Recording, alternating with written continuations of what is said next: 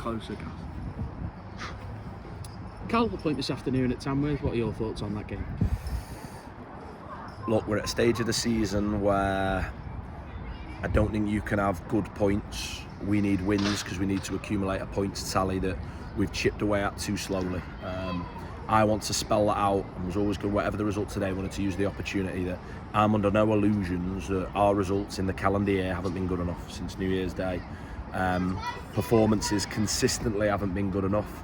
There have been some flashes in there and bits where we've been happy with what we've been, some bits of edge results, but we haven't out and out won enough games. Away from home, we wanted to improve because the first half of the season, so the 2023 results, stuff away from home, we weren't picking up enough points. In this league, I don't think you can sniff at getting a point away. But I'm not naive, I'm not daft. I understand that we need to win games, and we did everything we could today to win that game of football, and there's a little bit of me standing to you going, I'm not quite sure we haven't.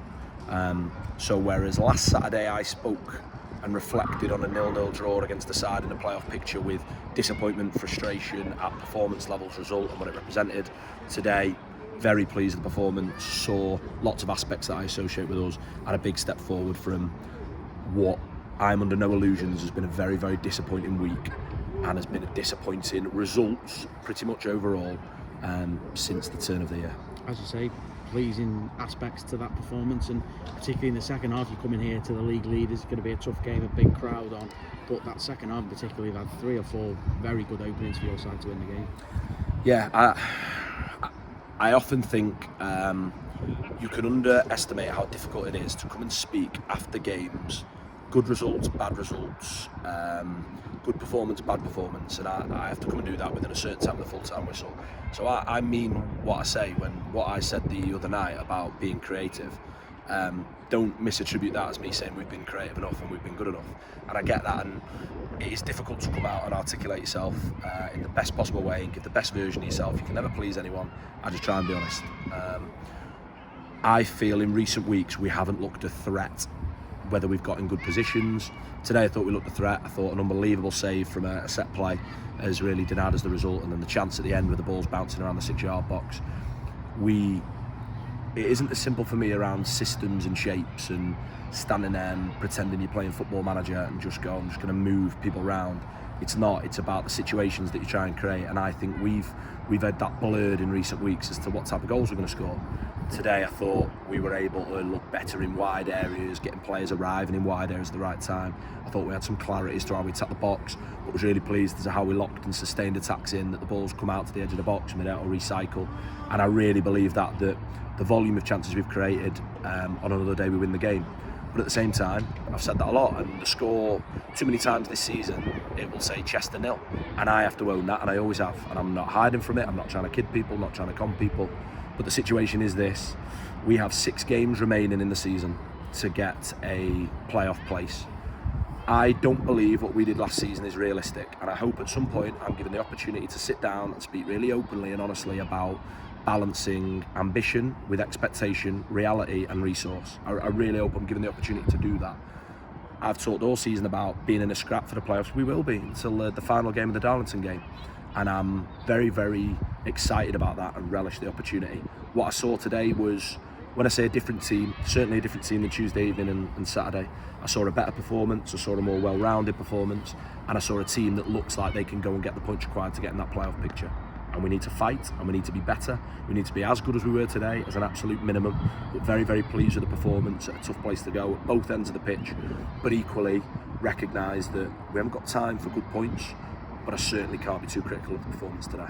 A word for the fans today, obviously, as you say, a disappointing points return in those 2 home games, but they've come again in their numbers, 600 plus coming to the league leaders today, and they were in good voice.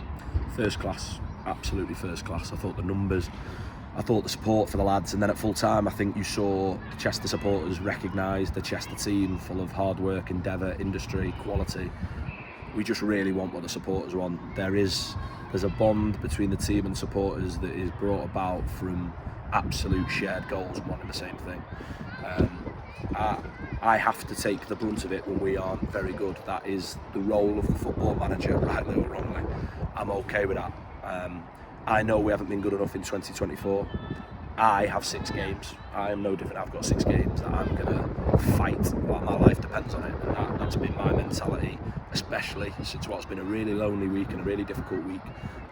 But we saw today a performance that will win games for us if we can make that the norm in those 6 games. 6 games, probably have to win half of them, something which we've done before, but that is the situation we're in. The support makes a massive difference, and the energy now, first and foremost, that has to start on the pitch, and it has to start from the team I put out to get our supporters in the games we talk about. I thought we did that today, but I thought they were magnificent for, yes, they're back in, yes, we appreciate that, but I thought they recognise the efforts of their football team, and it is their team at full time.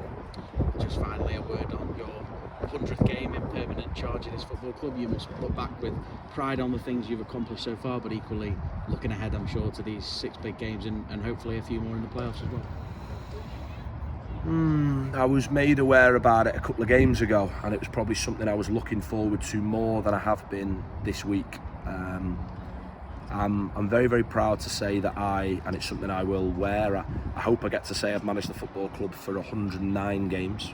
I hope we have them 6 remaining games and then the 3 playoff games, to have represented the football club that I've grown up at 100 times as the manager, to have had some real adversity. I remember it wasn't a universally popular appointment, and I recognise the challenges that come with managing this football club.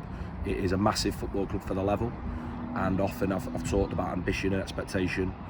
Just give my all to it every single day. Training around the place, made a lot of mistakes, a lot of things I wish I'd said differently, and stuff that you learn as you go, but it is a very, very difficult job, and one that you do, and you have to really believe in what you're doing at the time, and then you have to come away from it and reflect and go, maybe next time when I get that opportunity I might do that differently.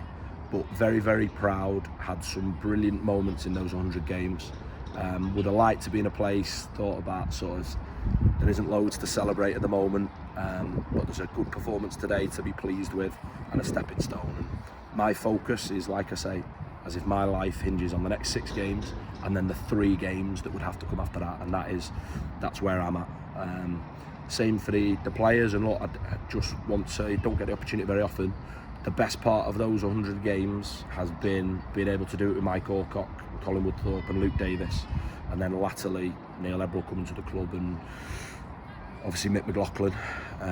They're good people, but to get to do it with these group of players, that's the best bit, because I think the world of them, and I'm desperate for them to get what I believe they deserve. But we have 6 games. We know the analogies that we've used in house all week. We've started to get up. It's time to start throwing some punches.